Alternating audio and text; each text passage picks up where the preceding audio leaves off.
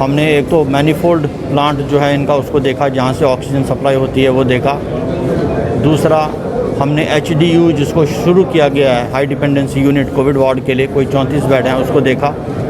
और तीसरा control room में पेशेंट्स के साथ और पेशेंट्स की अटेंडेंट्स के साथ बात की कि कैसी सुविधाएं उनको मिल रही हैं। तो जो हमको इम्प्रूवमेंट करने की ज़रूरत है वो हमने चीज़ें नोट की हैं, तो उस पर हम ज़रूर कदम उठाकर और प्रिंसिपल साहब के पूरे कोऑपरेशन से हम वो जो डिफिशेंसीज़ हैं वो रिमूव करेंगे। क्योंकि यहाँ की ऑक्सीजन की सप्लाई में कुछ जो दिक्कत आई थी पिछले कुछ दिनों से, वो सिचुएशन थोड़ी सी बेहतर हुई है, लेकिन उसमें और बेहतरी की गुंजाइश है और हमको काफ़ी उसमें काम करना पड़ेगा। तो वो बात आज ये चीफ इंजीनियर मैकेनिकल जो हैं वो भी थे, प्रिंसिपल साहब भी थे, MD JK medical supplies corporation भी थे। तो क्या क्या करेंगे, अभी हम मीटिंग करेंगे। तो इनको मदद का जितना भी इनको मदद चाहिए गवर्नमेंट की तरफ से, वो पूरी की पूरी मदद मिलेगी ताकि यहाँ ऑक्सीजन की सप्लाई ठीक हो जाए।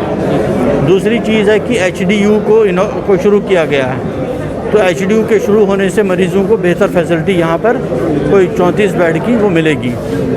उसके अलावा भी हम देख रहे हैं कि यहाँ पर बेड कैपेसिटी को कैसे बढ़ाया जाए। तीसरा हमने कंट्रोल रूम का दौरा किया। कंट्रोल रूम में हमने जो है मरीज़ एडमिट हैं, यहाँ आइसोलेशन में हैं, CD हॉस्पिटल में हैं, वार्ड नंबर 3 में हैं, 7 में हैं, उनसे या उनके अटेंडेंट से बात की।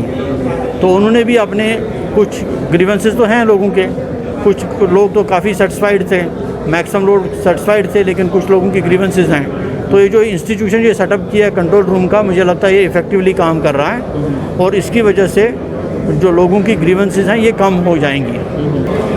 आइसोलेशन वार्ड में इनके 33 वेंटिलेटर हैं, 33 से 33 चल रहे हैं। बाकी भी कई वार्ड्स में वेंटिलेटर्स हैं वो चल रहे हैं, पूरी तरह से चल रहे हैं। कुछ वेंटिलेटर्स हैं जहाँ पर इनको ऑक्सीजन के फ्लो की प्रॉब्लम आ रही है। वेंटिलेटर तो फंक्शनल है, ऐसी बात नहीं है, फंक्शनल है सब। बताएं सर। वेंटिलेटर सारे फंक्शनल हैं, जहाँ पे हमें ज़रूरत पड़ती है वेंटिलेटर की वहाँ लगाते हैं। जैसे आइसोलेशन वार्ड है, CCU है, तो वहाँ पे जो वेंटिलेटर सारे फंक्शनल है, लेकिन ज़रूरत पड़नी चाहिए। आपके पास इस समय कितने वेंटिलेटर हैं? हमारे पास तो 120 हाँ, फंक्शनल कितने हैं? नहीं 200 को 200। मैं कहता हूँ जहाँ पे ज़रूरत पड़ेगी वहीं फंक्शनल करेंगे ना। वेंटिलेटर का मतलब ये रहते हैं कि वेंटिलेटर ना मिलने के कारण कई लोग अपनी जान गंवा चुके हैं। नहीं, ऐसा नहीं है। जो कोविड वार्ड में हमारे पेशेंट एडमिटेड हैं, जिस पेशेंट को वेंटिलेटर की जरूरत पड़ेगी उसको जरूर लगाएंगे, लेकिन हर पेशेंट को वेंटिलेटर की जरूरत नहीं पड़ती। जितने पेशेंट हमारे पास होंगे ये वाले सीरियस पेशेंट, उनमें से 2 से 4% को वेंटिलेटर की जरूरत पड़ सकती है। जरूरी नहीं है एक वेंटिलेटर। हमें हाई फ्लो ऑक्सीजन देते हैं और एक स्पेशल डिवाइस आई है जिसको हम लोग हाई फ्लो नेजल कैनुला, मतलब उससे वेंटिलेटर पर नहीं डालना मरीज़ को, उस कैनुला से उसको अगर ऑक्सीजन देंगे उससे बेटर रहेगा। और एक और आया बाईपैप सिस्टम, उसमें भी वेंटिलेटर लगाना पेशेंट के फेस पे और नोज़ पे वो रख के हाई फ्लो ऑक्सीजन दी जा सकती है। आपने प्रेस कॉन्फ्रेंस में कहा था कि आप वॉलंटरी रिटायरमेंट लेंगे, तो वो फैसला किस तरह, क्या आप पर कोई प्रेशर है या काम नहीं कर पा रहे, इस तरह से आपने फैसला लिया? वो बाद में बात करेंगे। सर एक सवाल आपसे पूछना चाहूँगा कि ऑक्सीजन की बात करें तो ऑक्सीजन की कमी होने के कारण कई लोग अपनी जान गंवा चुके हैं। क्या लगता है कि प्रशासन का ढीला रवैया है कि अभी ऑक्सीजन की कमी जो है वो जम्मू गवर्नमेंट मेडिकल कॉलेज में हो रही है? नहीं, ढीला रवैया नहीं, मैं कहूँगा कि इनके कुछ इश्यूज़ हैं जिनको रिज़ॉल्व किया गया काफ़ी हद तक पिछले कुछ 7-8 दिनों में, और उनको और भी बेहतरी ला सकते हैं। मैं आपको अंदाजे के तौर पर बताना चाहता हूँ कि यहाँ पर कोई 80 पेशेंट्स अभी हैं एडमिटेड जिनको ऑक्सीजन की ज़रूरत है, और 800 सिलेंडर एक दिन में लग जाते हैं। तो 800 सिलेंडर तो दे रहे हैं ना, तो उसमें कभी कभी डिप कर जाती है ऑक्सीजन की सप्लाई। अब वो डिप नहीं होनी चाहिए, वो कोऑर्डिनेशन बेटर होना चाहिए, उसके लिए काम कर रहे हैं। अभी हम मीटिंग कर रहे हैं इन सब की, तो इंश्योर करेंगे कि ऑक्सीजन की सप्लाई डिप नहीं होगी और पेशेंट्स को कंटिन्यूस फ्लो ऑफ ऑक्सीजन मिलता रहे। सर आखिरी में गवर्नमेंट मेडिकल कॉलेज जम्मू संभाग का सबसे बड़ा अस्पताल है, लेकिन आम जनता की बात करें तो एक कहीं ना कहीं डर पैदा हो गया कि अगर हम जीएमसी जाएंगे तो हमें पॉजिटिव करार कर दिया जाएगा, क्या पता हम वापस आ भी पाएंगे नहीं आ पाएंगे। तो जो बीमार लोग हैं वो कहीं ना कहीं गवर्नमेंट मेडिकल कॉलेज जाने से डरते हैं। और दूसरा सवाल ये रहेगा कि जो डायरेक्टर हेल्थ सर्विसेज हैं, जब उनकी रिपोर्ट पॉजिटिव आती है तो वो जीएमसी ना जाने के बजाय निजी अस्पताल जाने में ज़्यादा प्रेफर करते हैं। तो क्या लगता है कहीं ना कहीं आम जनता का विश्वास उठता है गवर्नमेंट मेडिकल कॉलेज से? नहीं, मैं आपको बता दूं कि इसलिए हमने ये जो, अगर आप पेशेंट्स को देखेंगे कि रोज़ जो डिस्चार्ज पेशेंट्स होते हैं मेडिकल कॉलेज से, हमारा मेडिकल कॉलेज का हॉस्पिटल है, सीडी हॉस्पिटल है, गांधीनगर हॉस्पिटल है, वहाँ से लोग डिस्चार्ज होते हैं रोज़। मैं सजेस्ट करूँगा आप उनके इंटरव्यू भी ले लीजिए, जो उनकी भी अच्छे बुरे अनुभव रहे हों वो भी पब्लिक के सामने आने चाहिए। इनमें से कई सारे ऐसे लोग हैं जो ठीक होकर चले गए और उनके अनुभव अच्छे थे।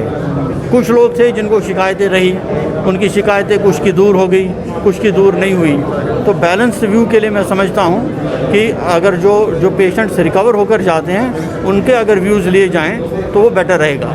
इसी सिलसिले में हमने कंट्रोल रूम बनाया है कि जो पेशेंट्स हमारे एडमिटेड हैं, इसमें आइसोलेशन में हो या बाकी वार्ड्स में हो या सीडी हॉस्पिटल में हो, उनको हम रोज़ फ़ोन करते हैं और पूछते हैं कि आपको कोई दिक्कत तो नहीं है, खाना टाइम पर मिला, साफ़ सफाई ठीक है, डॉक्टर या नर्स टाइम पर आया, वो आपको ट्रीटमेंट मिल रहा है, दवाई मिल रही है, वो सब पूछ रहे हैं ताकि हमको भी पता चले कि अगर कोई ग्रीवेंस है किसी की, वो ग्रीवेंस क्या ग्रीवेंस है और उसको कैसे जल्दी से जल्दी दूर कर सकते। तो सोशल मीडिया में एक मैसेज वायरल हो रहा है, जो कि डॉक्टर हैं पीजी कर रहे हैं, उनका एक मैसेज ये वायरल हो रहा है कि जो कोविड के पेशेंट आते हैं उन्हें ऑक्सीजन की जगह जहर देकर मार देना चाहिए।